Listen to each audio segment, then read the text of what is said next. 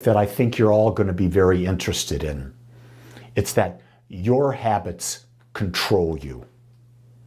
What I've come to understand is that most of our lives are run by the habits that we have. I don't know if you realize it, but your habits are controlling you. Think about this.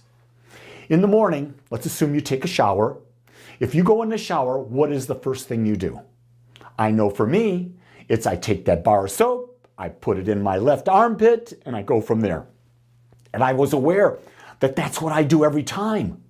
Then I started thinking about, what other habits do I've got?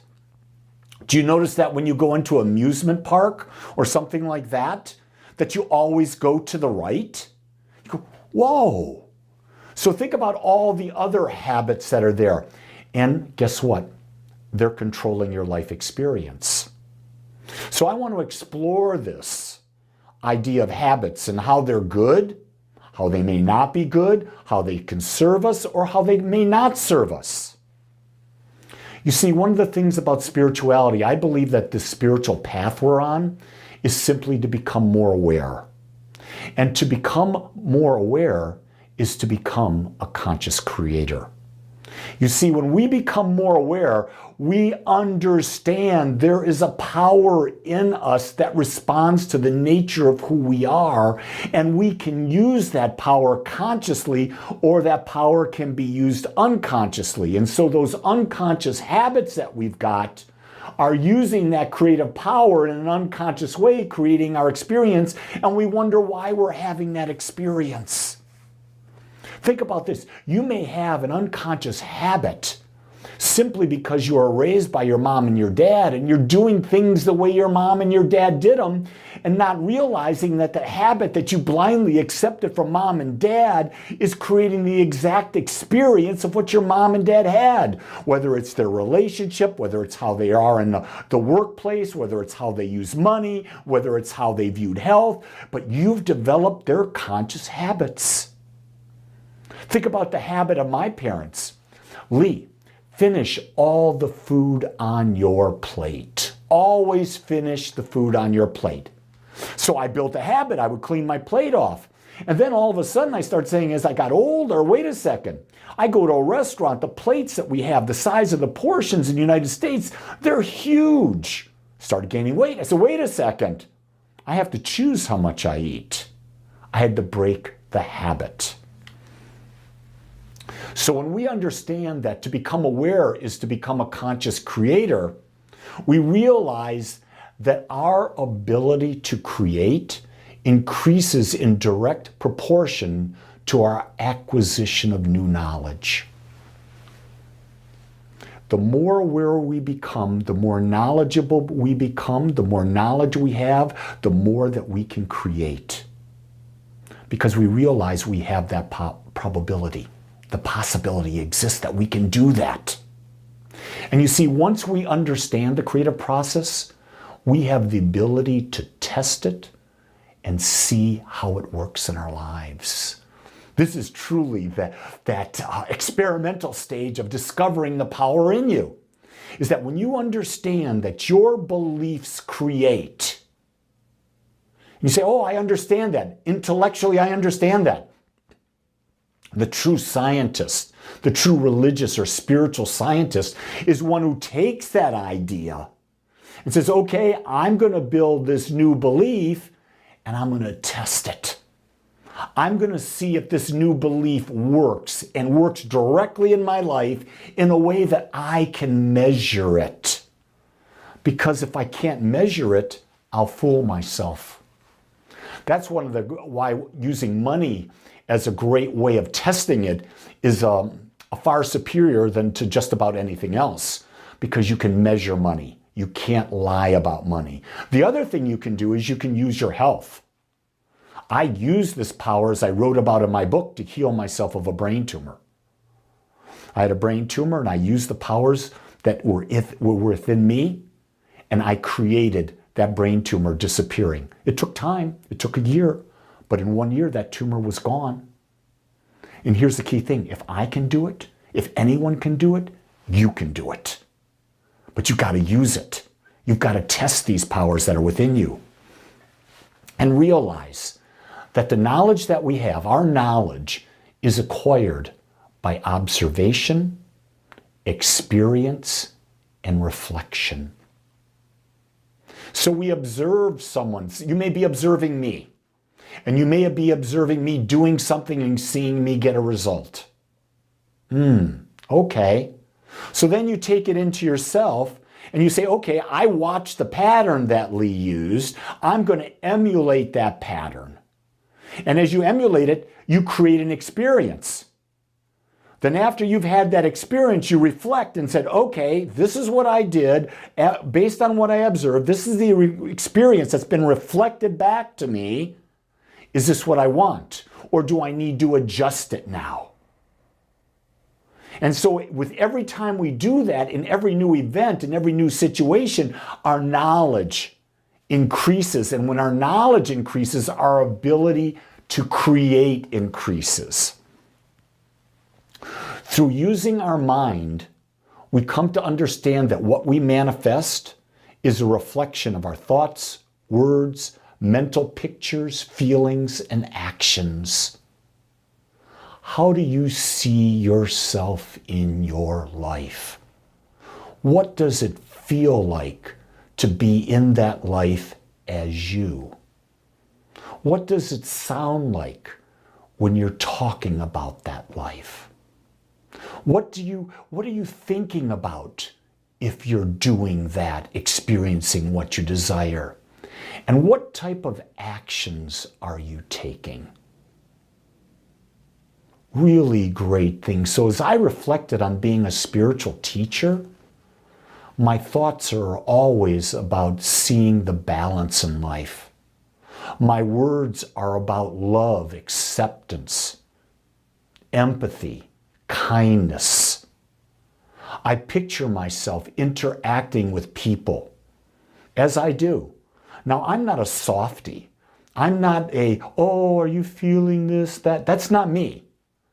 I'm a very direct communicator, but I visualize that when I'm speaking directly to someone, I'm having the impact of waking them up to something greater in them. And I actually do that. I act on that. And I do that, first off, I do it with myself.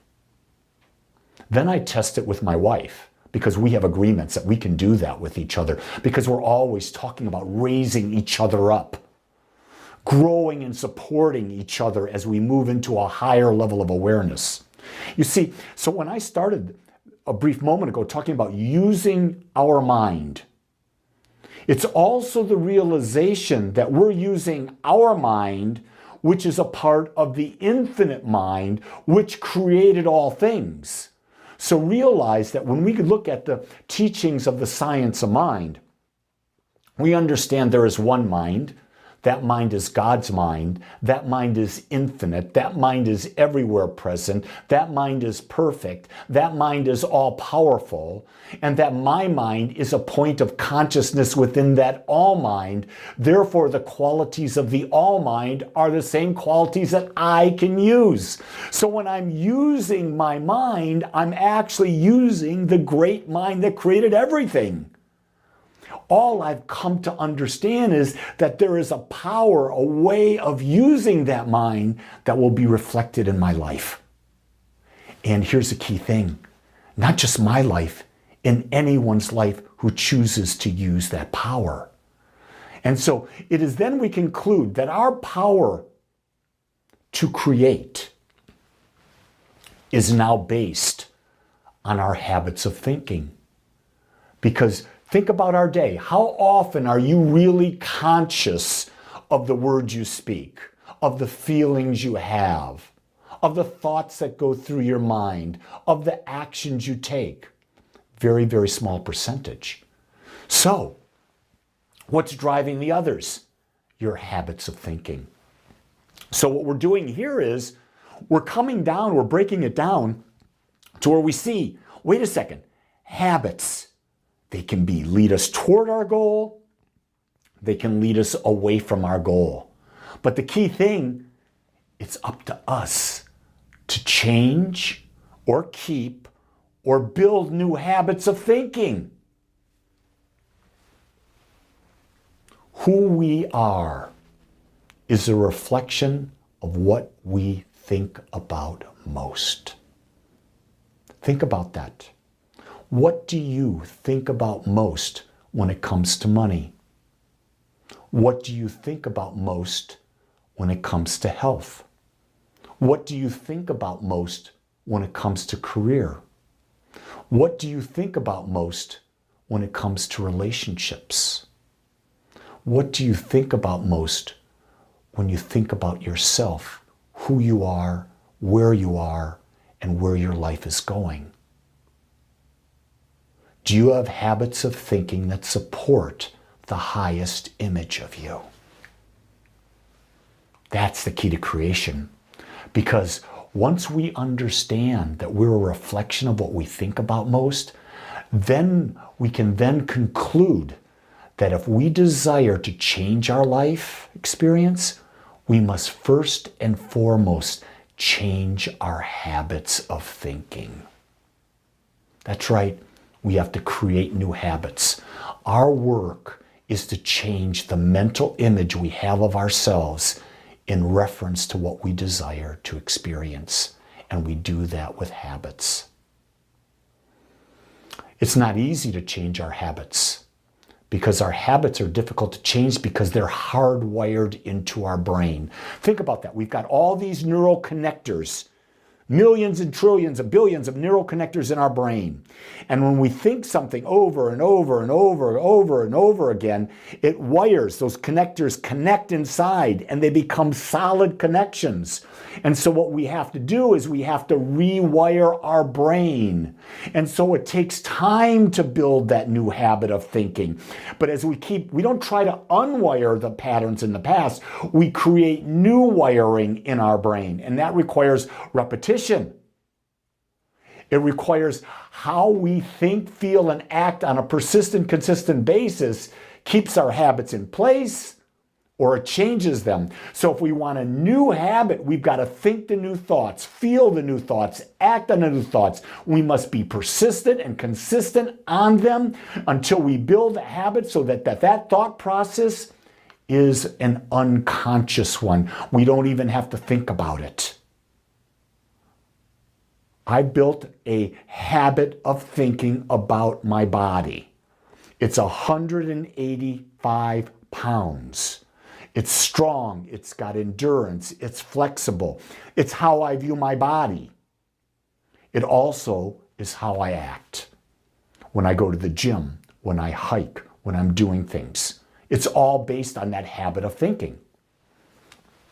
So people are saying, Lee, how do I change my habits? I don't know how to do it. I'm going to tell you this. It's as simple as just start doing things differently than you're currently doing them. Think about this. You're driving from your home to the grocery store. Do you take the same route every time? When you go to church, do you take the same route? When you go to work, do you take alter, go a different route, break the habit. Instead of taking that bar of soap every day and taking it into the left armpit, take it in the other hand, go to the right armpit, or maybe get the shampoo out. Do something different. Start creating a habit of never doing things the same way. Little things like that add up. Do you put your right shoe on first before you put your left shoe? I don't know. Think about that.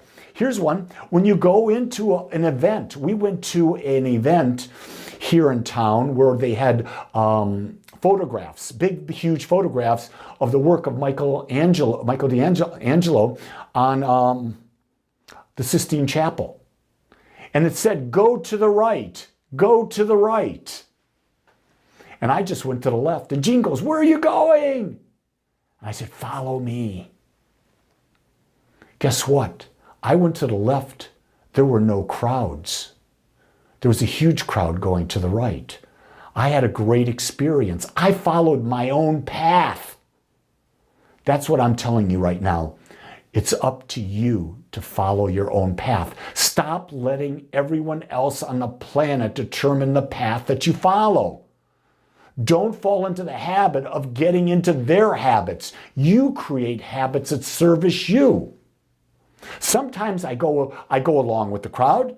A lot of times I go against the crowd, because guess what? If you do what everyone else does, if you have the habits of everybody else, you're going to have an average experience. Do you want an average experience? Do you? I don't. I would be bored to death having an average experience. People always say to me, Lee, you're weird. And I just say thank you. Because here's what I've come to understand. We were born unique. We were born and meant to be unique. I never ever want to give that up, because when I stop being unique, my life no longer has meaning. There's no juice in it. When you're doing what your heart desires to do in a way that uniquely is you, you've got a juice going through you. It's an energy, and people will go, whoa. They actually want to be around you, because you're not dead. You're not a walking zombie. We don't have to wait for the zombie apocalypse. All you got to do is look around. The people whose habits are controlling them. My challenge to you is for you to create habits that support the image that you choose for you to be. It's all about conscious living. Our job is to decide if a habit is serving us, and if it's not, we must do the work to install a new habit by adjusting how we think, speak, feel, and act, and hold on to that until that new desired habit is created, and it's now in our subconscious that we don't have to think about it. And once we build one new habit, focused on one, then we can go and build a second habit and get that into the subconscious mind, and then a third. And then we're constantly creating new by building new habits of thinking and being in the world. And it doesn't mean that once we create a new habit, we don't adjust it, because as we become more, we want to become even more than that. And that may mean we have to adjust that image. We may have to adjust those thoughts, those feelings, those actions. But when you control your habits, you are the master of your destiny. Think about that. Who do you want to run your life? Do you want an average life? Or do you want an incredible you life? That's right. A life that you choose, so that when you die, you look at the world and you say, yeah. You pull a Frank Sinatra. I did it my way. Create a great week. The power is in you. Start now.